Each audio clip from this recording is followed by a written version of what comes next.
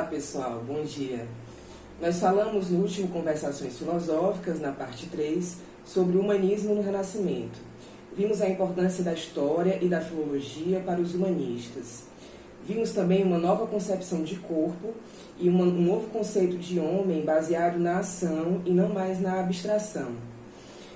Falamos ainda de uma filosofia do amor em Marcílio Ficino e do ideal republicano e de um governo popular em Maquiavel, que alguns comentadores chamaram de luta de classes. Hoje nós questionaremos o humanismo em Marx e em Nietzsche. A questão do humanismo em Marx ela é longa e complexa. Então nós adotamos a estratégia de apresentar duas posições antípodas.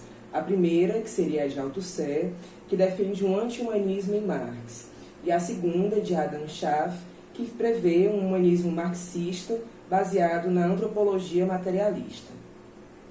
Nós adotaremos uma postura sintética em relação a essas duas posições, falando de uma síntese no corpus marxista entre a economia política e a antropologia materialista. Em Nietzsche, nós veremos que, apesar da crítica de Foucault, que vê em Nietzsche um anti-humanismo, nós podemos falar sim de um humanismo nietzschiano. Nós trataremos dessa perspectiva de um humanismo nietzschiano a partir de uma diluição das fronteiras entre o inumano, o humano e o além do homem, a partir da perspectiva da grande saúde. Comecemos então por Marx. Althusser, em A Querela do Humanismo, qualifica o esforço de Schaff em promover o humanismo marxista como um erro conjuntural. Ele chega a conclamar todos os filósofos marxistas a expulsar toda a quinquilharia humanista, revisionista, que se despeja sobre o marxismo. Ele defende, ao contrário, a tese do anti-humanismo, ou melhor, do a-humanismo marxista, que se instalaria progressivamente partindo de um materialismo humanista, de suas obras de juventude, como os manuscritos de 1844, e que seria incompatível com o materialismo dialético de O Capital. Althusser apoia-se no hoje famoso corte epistemológico, que marcaria rupturas sucessivas no interior da produção marxista. Esse corte seria o de um jovem Marx, ainda idealista, inspirado pelas concepções de Feuerbach, que se resume na frase: ser radical é tomar as coisas pela raiz. Ora, a raiz do homem é o homem.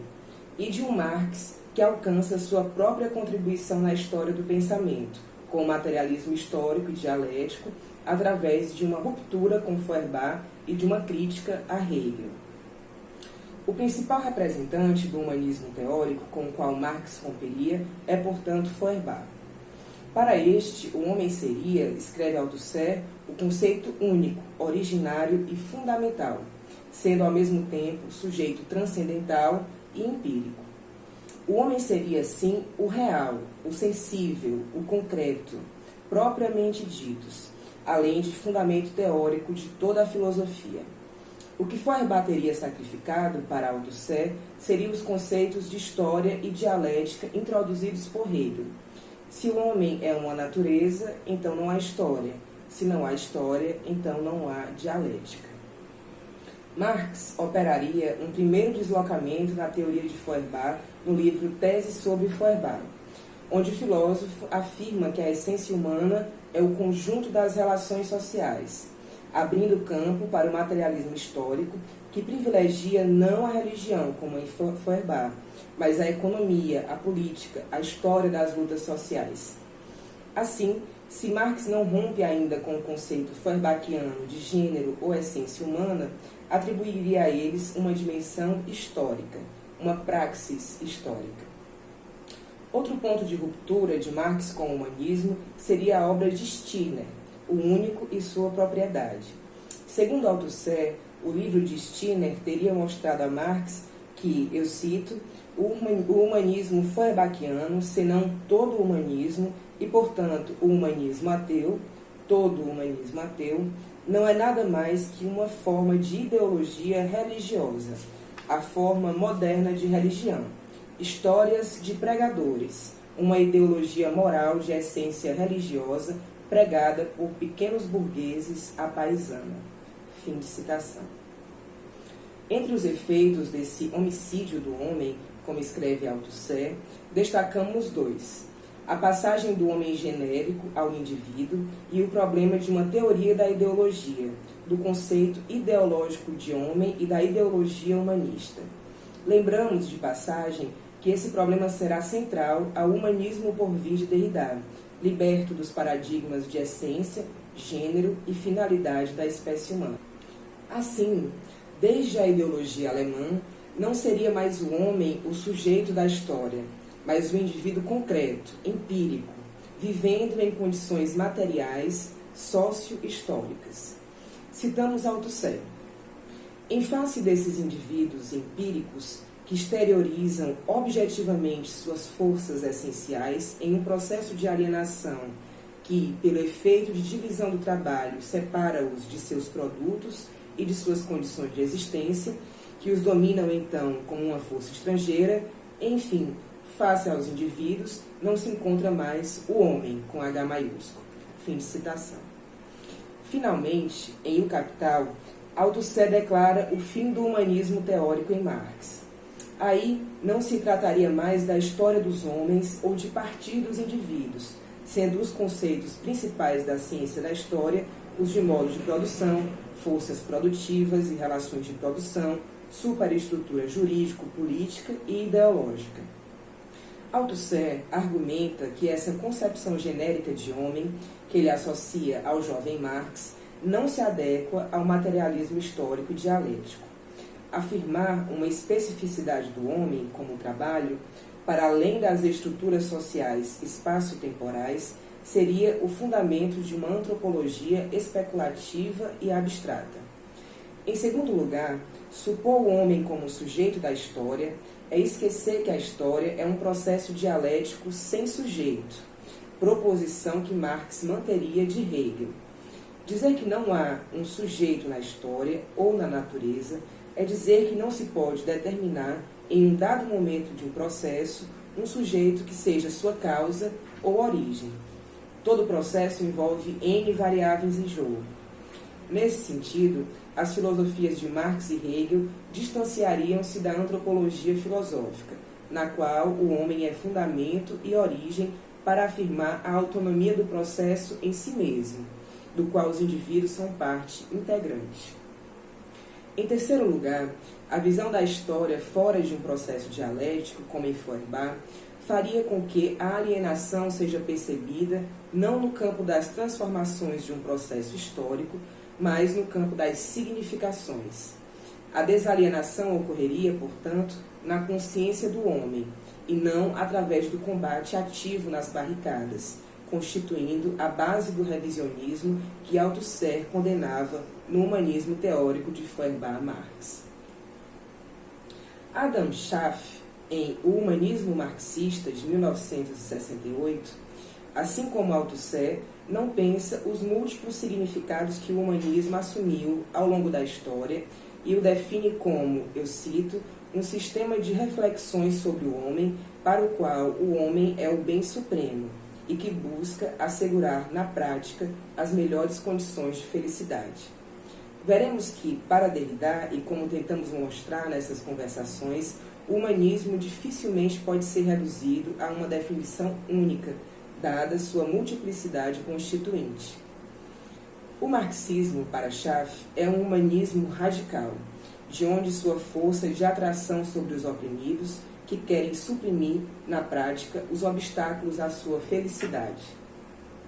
Proposição que parece ter sido recebida jocosamente por Althusser, que propunha o conceito absurdo de um humanismo de classe, um humanismo restrito aos operários contra os burgueses, e, portanto, um humanismo que só consideraria uma parte da humanidade. Para Schaff, a antropologia seria a chave da concepção de mundo de Marx. A crítica da religião chega a essa doutrina, eu cito, em que o homem é, para o homem, o ser supremo. Ela chega, então, ao imperativo categórico de reverter todas as condições sociais onde o homem é rebaixado, sujeitado, abandonado, desprezado. Fim de citação. Não se trata aqui, nos parece, de uma pregação religiosa, ao menos no sentido que Althusser acusa o humanismo marxista, pois o homem não é o ser genérico e sim aquele submetido a condições sociais. Nem se trata, a nosso ver, de um pensamento pequeno burguês, pois Schaff conclama a todos a justiça social.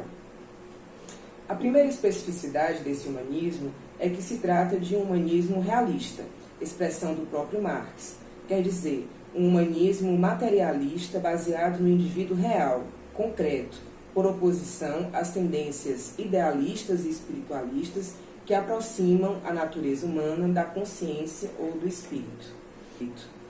Compreendemos assim que o homem de que fala Schaff não é um homem genérico, mas sim um indivíduo em sociedade. O humanismo de Schaff marca assim, de início, sua distância de Feuerbach, que seria para Althusser uma das bases do humanismo marxista.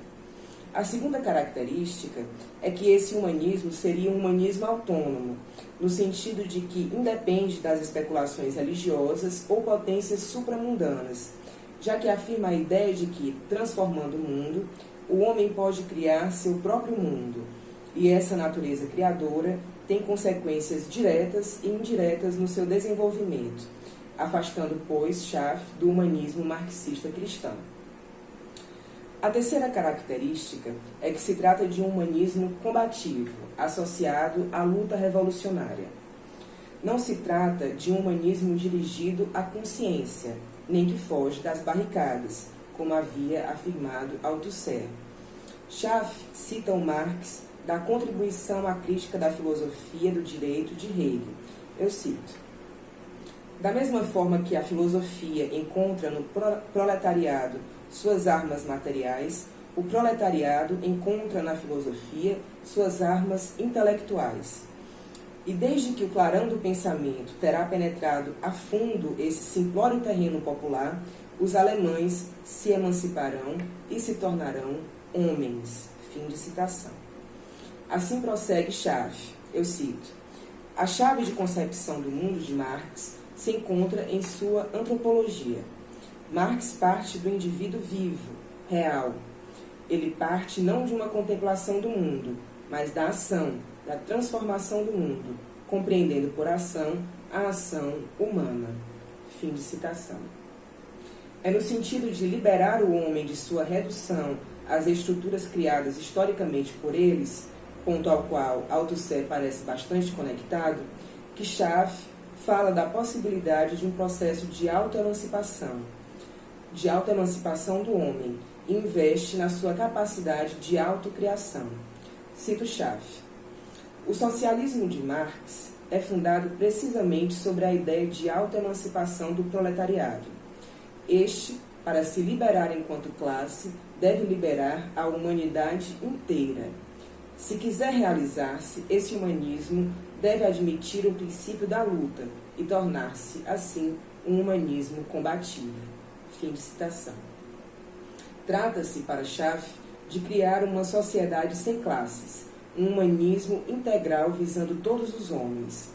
Outro ponto de partida do humanismo marxista seria o protesto contra a desumanização do homem, que ele rebate com um amor do homem, compatível com uma raiva do inimigo, que seria o sistema de produção capitalista.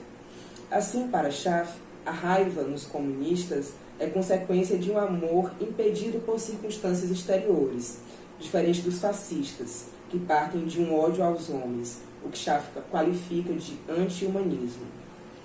Althusser, no entanto, tem razão quando afirma que os humanistas marxistas, como Schaff, apoiam-se em obras anteriores ao Capital. Fica a pergunta: seria a evolução da obra de Marx incompatível com certas linhas de continuidade com o humanismo? Para além da crítica do humanismo histórico, não teria Marx elaborado um outro humanismo? O que podemos tirar dessa querela entre o anti-humanismo e o humanismo em Marx? Althusser atualiza o pensamento marxista com base na crítica estruturalista. Com ele, aprendemos que a crítica mobilizada em O Capital, com pretensões científicas em relação à economia política, não pode ser reduzida a uma antropologia, visto que a história é um processo sem sujeito. No entanto, defendemos aqui que essa antropologia coexiste no texto marxista, como mostra Schaff, não sendo estranha a essa ciência que é a economia política, mas seu complemento indissociável, bastante presente em sua obra de juventude, cujos ganhos, mesmo se subordinados à economia política, encontram-se presentes em O Capital como orientação geral do comunismo. Defendemos que, com essa visão de conjunto, associando economia política e antropologia, podemos melhor compreender Marx, síntese que não poderemos desenvolver aqui. Apontamos apenas, seguindo Schaff, que esse amálgama contempla todo um pensamento da diferença e da diversidade humana em Marx, bastante estrangeiro à herança stalinista e às práticas do Partido Comunista adotadas por Althusser. Passemos agora a Nietzsche. Para Foucault, Nietzsche é um precursor do anti-humanismo. Isso porque, em sua obra, abalaria-se o fundamento do humanismo moderno, o discurso fundado num eu. Nietzsche inauguraria o que Foucault denomina pensamento do fora, através da multiplicação de máscaras, que, jogando entre o inumano, o demasiado humano e o além do homem, explodiriam a noção de subjetividade cartesiana. O nome próprio, Nietzsche, seria o guarda-chuva de uma multiplicidade que não se diz mais de um centro, o sujeito, impossibilitando qualquer unidade possível sob a qual pudesse etiquetar-se o rótulo humanidade. Considerando a crítica de Foucault, veremos com Constantinides, Gontier, Ponton e Faustino em que sentido pode-se falar de um humanismo nietzschiano.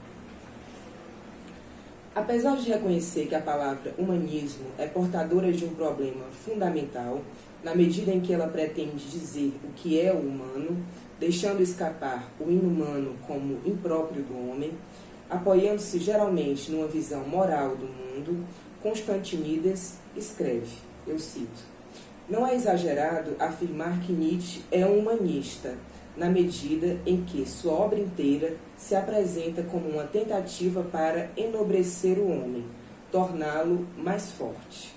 Fim de citação. Ele se oporia simplesmente ao humanismo moral, cujo fim é o de domesticar o homem como adestramos a natureza selvagem. Constantinides cita uma passagem de Nietzsche de 1872 que reproduzimos aqui. Eu cito: "Quando falamos de humanidade, fundamo-nos na ideia de que ela poderia bem ser o que separa o homem da natureza e dela o distingue. Mas, em realidade, essa separação não existe. As propriedades naturais e aquelas que dizemos ser propriamente humanas estão misturadas de modo indissociável. Em suas faculdades mais nobres e mais elevadas, o homem é inteiramente natureza e porta em si a estranheza dessa dupla característica natural.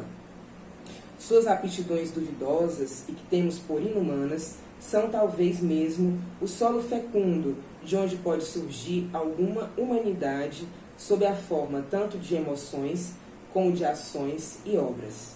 Fim de citação. O Nascimento da Tragédia, de 1872, conteria essa crítica implícita ao humanismo moral, na medida em que este se distancia da visão trágica do mundo e do que nela ultrapassa a medida humana. As verdades do sábio, do homem de letras, a mistificação humanista do conhecimento, a tragédia oporia à ignorância.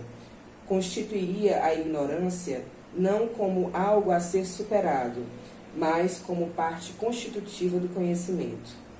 Além disso, as tragédias mostram o lado inumano do homem, que teria sido, segundo Nietzsche, paulatinamente excluído do pensamento pela moral socrático-cristã. Essa crítica ao humanismo não impede que Nietzsche desenvolva um olhar especial sobre o Renascimento, já em Humano, Demasiado Humano, de 1878. Segundo Gontier, ocorre uma transformação da apreciação de Nietzsche sobre a Renascença, a a partir do aprofundamento e da postura crítica em relação à obra de Burckhardt. Se, em seu curso de Filologia de 1871, o Renascimento era visto como um movimento de reforma passadista, que, entretanto, não soube reviver com vigor a expressão maior do gênio grego, a tragédia, em Humano Demasiado Humano, sua avaliação encontraria um ponto de virada, como vemos na seguinte passagem. Eu cito Nietzsche. A Renascença italiana encobre em seu seio todas as forças positivas às quais se deve a civilização moderna. A emancipação do pensamento, o desdenho das autoridades, o triunfo da cultura sobre a insolência do nascimento, o entusiasmo pela ciência e o passado científico da humanidade, a liberação do indivíduo, a chama da veracidade, a aversão pela pura aparência e a pesquisa do efeito. Melhor ainda, a Renascença tinha forças positivas que não encontraram ainda, até o presente, a mesma potência na nossa civilização moderna. Ela foi a idade de ouro desse milênio, apesar de todos os seus vícios. Fim de citação. Já em O Anticristo, de 1888, Nietzsche escreve que, eu cito, não houve questão mais crucial que aquela que colocava a Renascença. Minha questão é a mesma que ela colocava. Fim de citação. Essa questão, ele explicita, é aquela de uma alta civilização, de sua emergência, de seu valor, e, sobretudo, como ela pode tornar-se um remédio para os males contemporâneos. Nesse mesmo livro, Nietzsche se opõe veementemente ao humanismo judaico-cristão, que culpabiliza e avilta o homem como pecador e algo de vergonhoso. Ele mobiliza uma crítica ao idealismo, a uma certa ideia de homem que desvaloriza o homem real, e uma crítica a uma ideologia do progresso, pois a humanidade, para Nietzsche, não se aproximaria de uma perfeição almejada. Pelo contrário, é preciso aceitar e suportar o homem como ele é.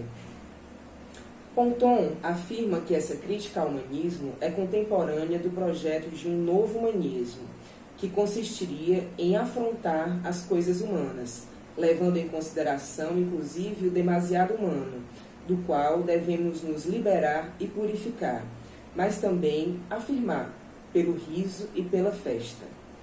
Para Ponton, Humano Demasiado Humano é um livro anti-idealista e antimetafísico, pondo em marcha o método crítico genealógico, bem como um realismo antropológico. A tradição clássica, notadamente Platão, mas como vimos, também os estoicos, tendem a excluir as coisas demasiado humanas, em nome de uma aproximação com o divino. Ou melhor, eles associam a essência do homem às coisas mais nobres.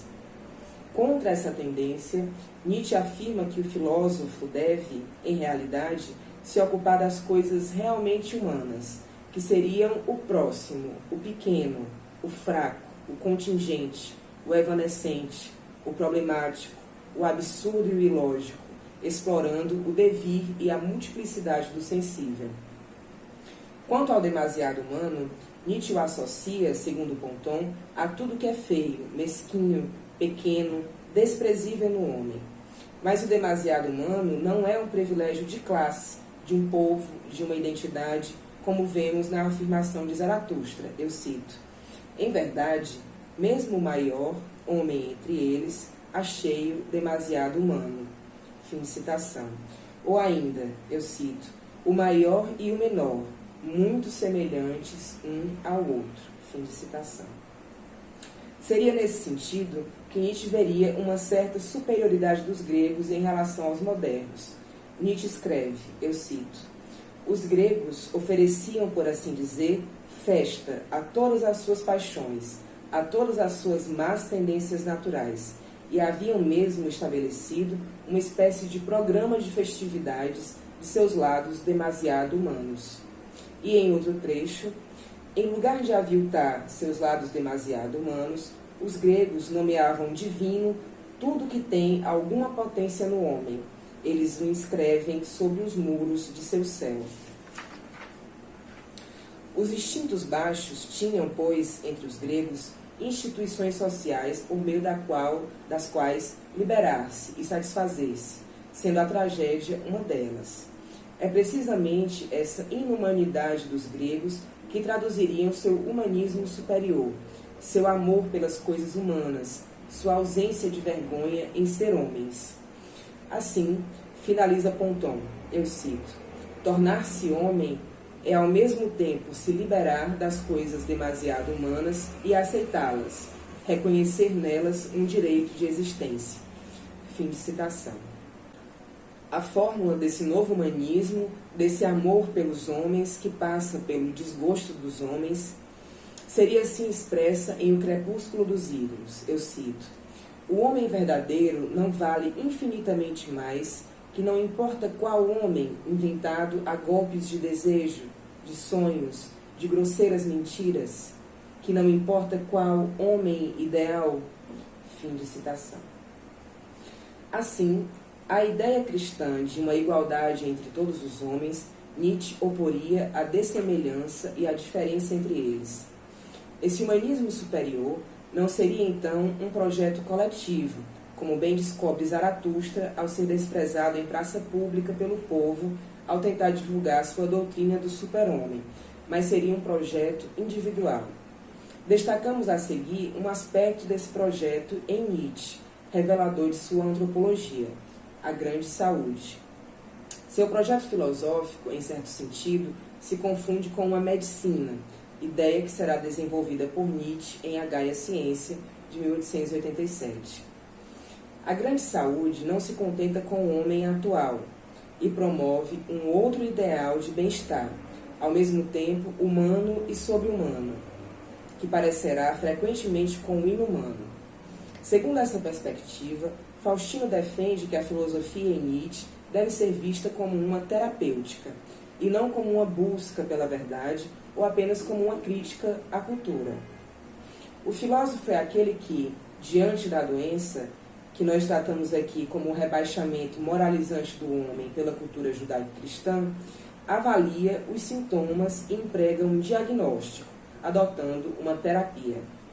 Assim, em Humano Demasiado Humano, dentre as tarefas que ele propõe para a filosofia, ele escreve, eu cito: defender a vida contra a dor e destruir todas as conclusões que, como cogumelos venenosos, tendem a crescer da dor, da desilusão, do tédio, do isolamento e de outros terrenos pantanosos. Fim de citação. Para Nietzsche não existe uma saúde pura, sendo às vezes mesmo necessária a doença para produzir forças de combate e superação em um indivíduo. Assim, a transvaloração do conceito nietzschiano de saúde consiste não em pensá-la em um estado pleno, mas como uma relação dinâmica visando a luta contra o sofrimento e a doença, que são, pois, parte integrante do processo e não algo que possa ser simplesmente eliminado. Nesse mesmo livro, Nietzsche defende uma doutrina da saúde recomendada como disciplina voluntária às gerações vindouras, como um caminho para uma nova saúde. Em A Gaia Ciência, ele escreve sobre um novo filósofo, o médico filósofo, no sentido excepcional do termo. Se a saúde é um critério para a filosofia nietzschiana, esse critério passa, segundo Faustino, por uma transvaloração. Em primeiro lugar, a saúde não seria um conceito fechado e universal, independente das particularidades de um indivíduo segundo uma norma geral. Assim, a terapia seria algo de absolutamente individual, que depende, segundo Nietzsche, eu cito, do teu objetivo, do teu horizonte, das tuas forças, das tuas impulsões, dos teus erros e, principalmente, dos ideais e dos fantasmas da tua alma. Fim de citação. A saúde é, pois, fluida, relativa a cada organismo, e o que provoca saúde numa pessoa pode adoentar outra. Para cada indivíduo deve haver uma dieta específica, assim como uma singular economia de valores, como veremos na seguinte passagem de A Gaia Ciência. Eu cito: a fórmula médica da moral, a virtude e a saúde da alma, teria pelo menos, para ser aproveitável, de ser alterada da seguinte forma: a tua virtude é a saúde da tua alma. Fim de citação. Pois uma saúde em si não existe. Existem incontáveis saúdes no corpo. Qual o critério, então, dessa saúde esvaziada de uma definição geral? Faustino defende que a vontade de potência é uma noção central para a antropologia nietzschiana e permitiria compreender melhor a ideia de uma grande saúde. A vontade de potência seria o oposto de uma essência ou natureza, pois significaria conceber o homem e o mundo como forças, criação, transformação, mudança intermitente. O mundo da vontade de potência não é o das substâncias, mas o das relações. Existem sempre muitas forças em jogo, limitando-se umas às outras. Contra a ideia de Darwin de que o que predomina nos seres vivos é uma tendência à conservação da vida, Nietzsche afirma a vontade de potência dos viventes como uma força de afirmação e de prevalência sobre as outras forças, e que estaria na base de toda valoração. Assim, longe de opor-se à cultura, escreve Faustino, a vontade de potência está relacionada com a quantidade de sofrimento que o indivíduo pode suportar e transformar em seu proveito. Dessa forma, a grande saúde seria, por assim dizer, a saúde normal, mas, escreve Faustino, maximizada, superlativizada ou exponenciada, tanto quantitativa como qualitativamente. A sua peculiaridade consistirá, assim, por um lado, na sua extraordinária força, plasticidade, persistência, audácia e robustez, mantendo a capacidade de superar as doenças e, assim, de se superar também a si mesma, no movimento contínuo de autorregeneração, fortalecimento e superação. Finalmente, tentamos mostrar que a recepção por Marx e por Nietzsche do humanismo é textual, mas encerra não apenas uma crítica mais ou menos violenta à tradição humanista, como possui especificidades e ressignificações. Marx com a ideia de estrutura e de revolução das estruturas, Nietzsche com o inumano e o além do homem, onde se inscreve o tema da grande saúde, modificaram, talvez permanentemente, o solo a partir do qual se pensa a humanidade. Bom, no próximo Conversações, veremos o anti-humanismo de Heidegger e de Foucault. Para Heidegger, o humanismo é indissociável da metafísica, junção que deve ser ultrapassada em função de um outro plano de pensamento. Para Foucault, o humanismo é inseparável da metafísica moderna da subjetividade, que se revela sobretudo na linguagem, devendo dar lugar para uma nova forma de investigação sobre a organização e constituição dos saberes, particularmente da antropologia, bem como a uma nova experimentação da linguagem que ele qualifica como pensamento do fora e que teria sua expressão em Sade, Nietzsche, Artaud, Bataille, entre outros. Bom, é isso, pessoal. Até a próxima.